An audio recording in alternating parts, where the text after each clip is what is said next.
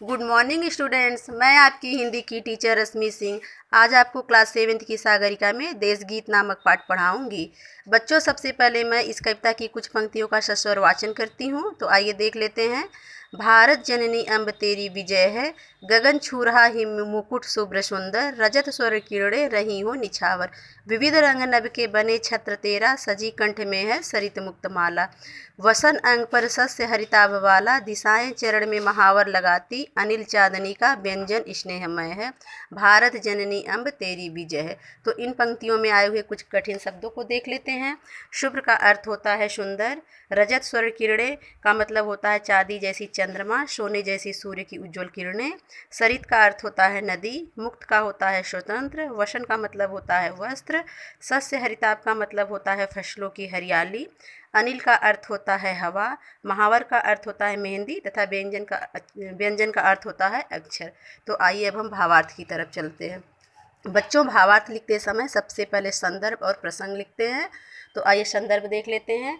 प्रस्तुत पंक्तियाँ हमारी पाठ्य पुस्तक सागरिका के देश गीत नामक पाठ से लिया गया है, जिसकी कवित्री श्रीमती महादेवी वर्मा जी हैं। तो आइए प्रसंग देखते हैं। इस कविता के माध्यम से महादेवी जी ने भारत जननी के रूप में देश के प्राकृतिक सौंदर्य का बहुत ही मनोरम चित्रण प्रस्तुत किया है। महादेवी जी कहती हैं कि, तो भावार्थ देखिए बच्चों। हे भारत माता, तुम्हारी सदैव विजय अर्थात जय होती रहे।